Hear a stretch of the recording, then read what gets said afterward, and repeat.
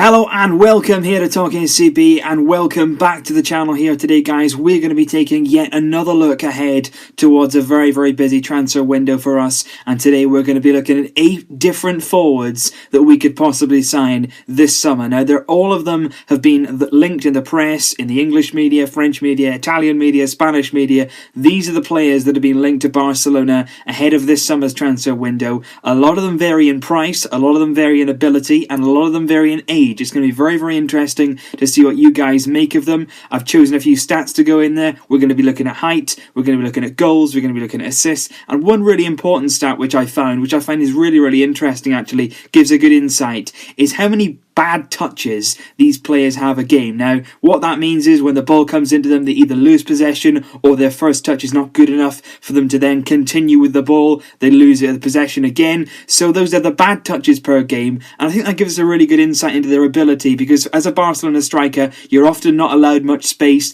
Therefore, your first touch needs to be excellent. You need to be very good in tight spaces, and I think when you're receiving the ball with your back to goal especially, you need to be good. That ball needs to come into you. You need to receive it, trap it, stop it, and be able to move it on without any poor control. So that's a really interesting one. Keep out for that stat. So the first player that we're going to be looking at is somebody who's absolutely taken the Premier League by storm this season, the PFA Player of the Year, that is Riyad Mahrez. Now, I'm going to put this one to bed very quickly. Riyad Mahrez has been heavily linked with us in the English media and also sometimes in the Spanish media. He will not be a Barcelona player in the summer. There is absolutely no way that we're going to spend about 40 million on a forward, which is why somebody else is also ruled out in just a minute. There's no way they're going to be spending that amount of money on a forward this summer, and certainly in terms of Mahrez, he's had a fantastic season. He's been absolutely scintillating, but it is only one season. We've seen players do this before. I'm not doubting Mahrez's quality. I think he'll go on next season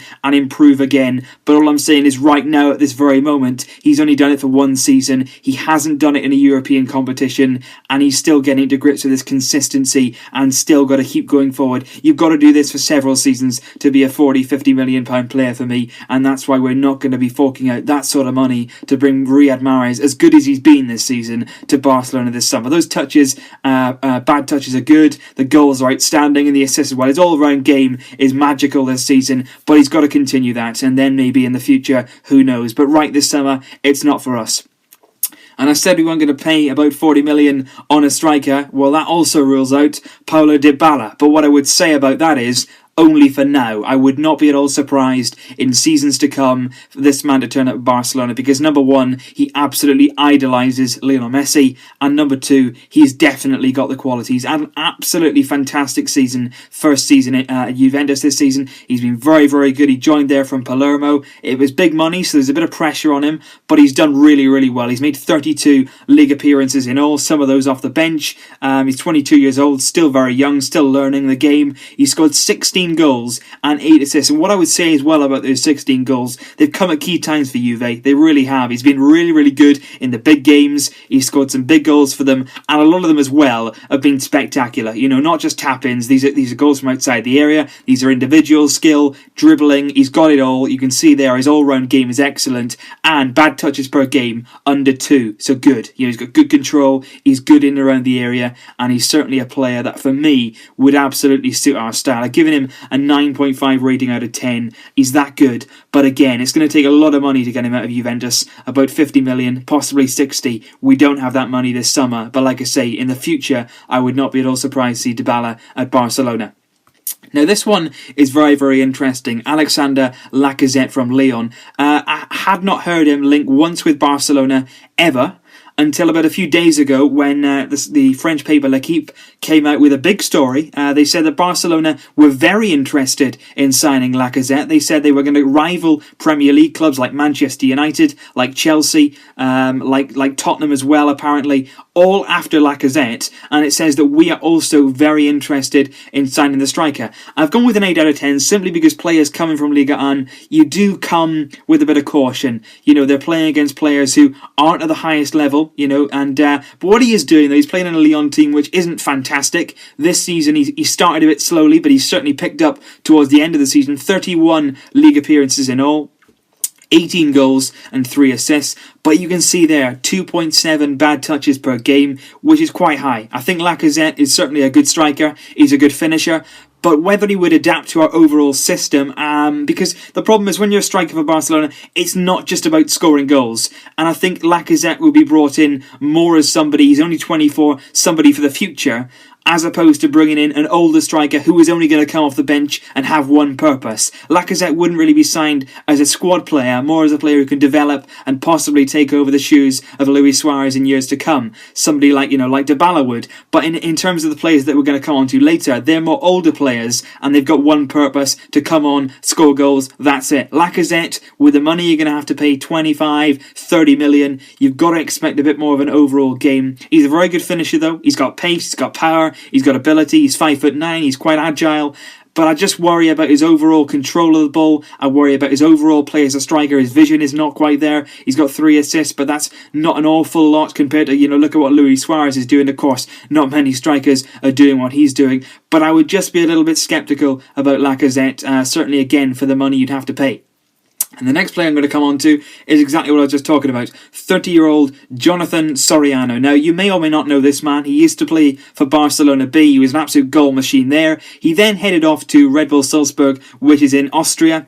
And he has absolutely destroyed that league season after season after season. Unfortunately, because it's the Austrian league, I haven't got all the stats available. You can only get a certain amount of stats for the Austrian league. We do have his goal stats though. He's got 26 league appearances and he's got 21 goals. And that is no fluke. He's done that year in, year out. Usually, he's a 1 goal a game man. He scores a goal every game. And his finishing is outstanding. And it will be actually very, very interesting if we come to the end of the window and we don't have a lot of money spare. This is your go-to man. He's a player that knows the club. He's a player that certainly knows Luis Enrique as well.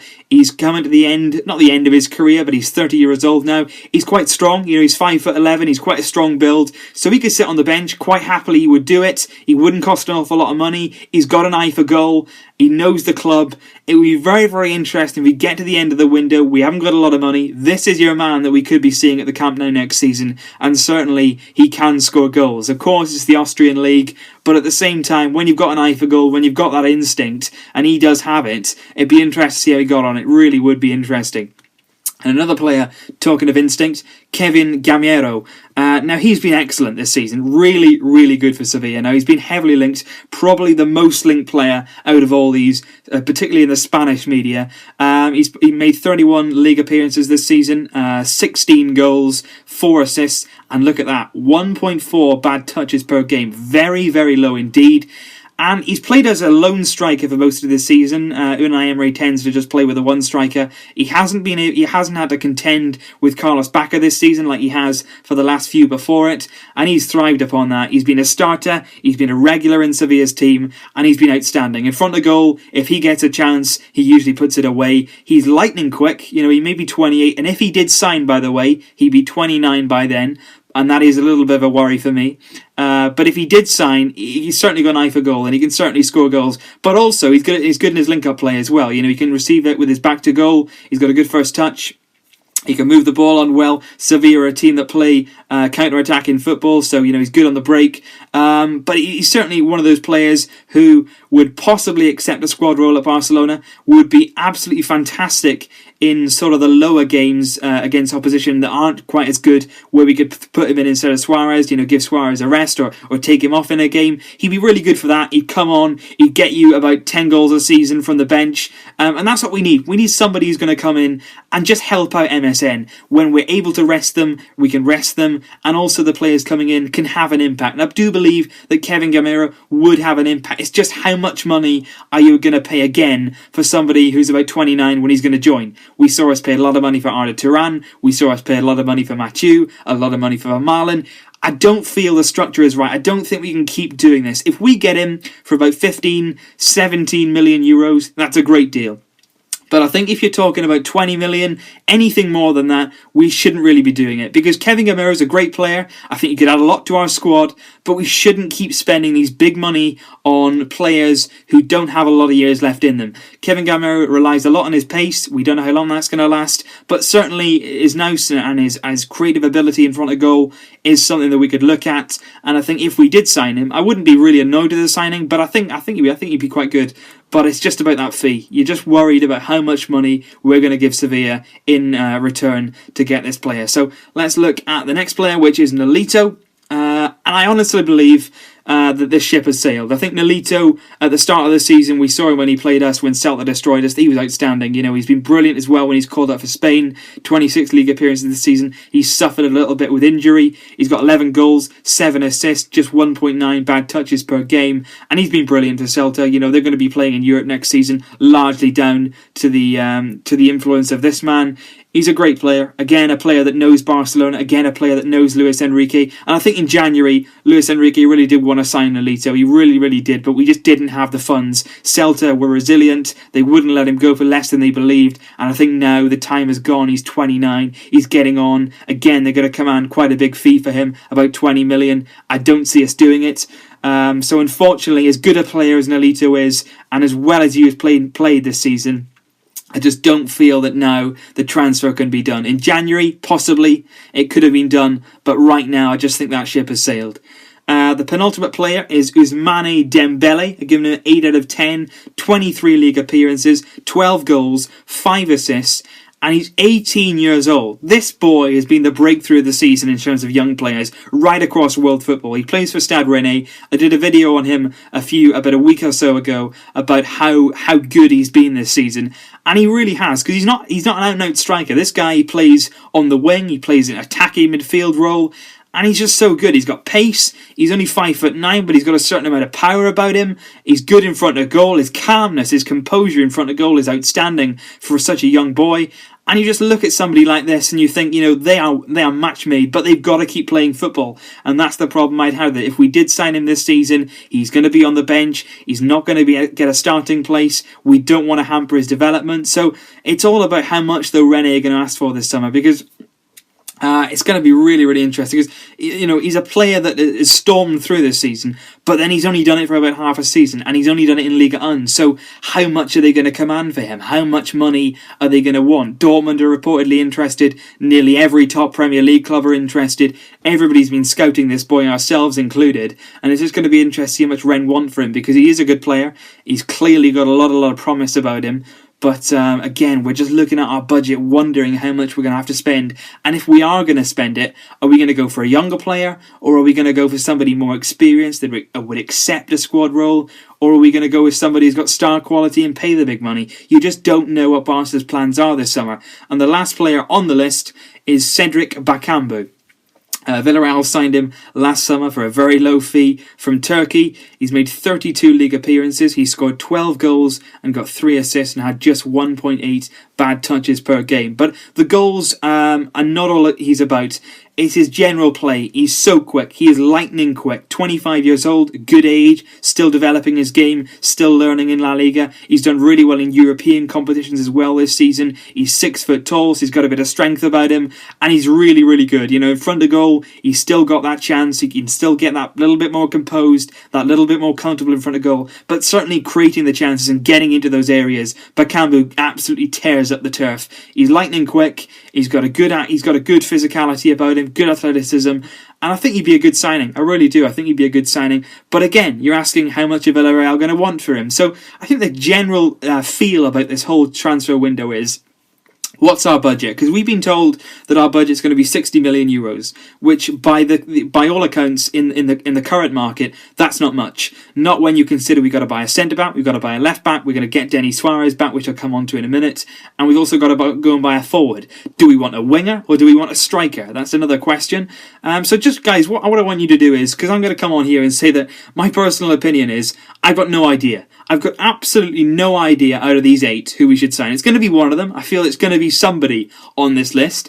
But what do you think? Do you think we should be going for a winger? Do you think we should be going for a striker? Do you think we should be going for a younger player who can develop and grow as a player? Or should we be going for somebody who's more experienced, who will accept their place on the bench, and just somebody who we can rely on for a few goals and a few games a season? What do you think? Let me know down below. Rate these 8 in terms of your opinions on them. Who's number 1? Who's number 8? Let me know in the comments down below. I'm excited to see what you guys have got to say. But yeah, I haven't included Denis Suarez in this video because I feel like he's almost a given. He's going to come back in the summer. He's going to play in midfield. He's going to play attacking midfield. He's going to play possibly in our front three as well. He's going to come back for about 3.5 million euros from Villarreal. He's had an excellent season there. Played really well against Liverpool last night. Got the very decisive assist. So yeah, I haven't put him on this list because he's pretty much a given that he's going to come back in the summer. And I want you guys to decide out of these 8, who's the one man we should sign. So let me know down below, guys. Thanks, as always, for watching this video. If you haven't seen the other 2 versions of these series,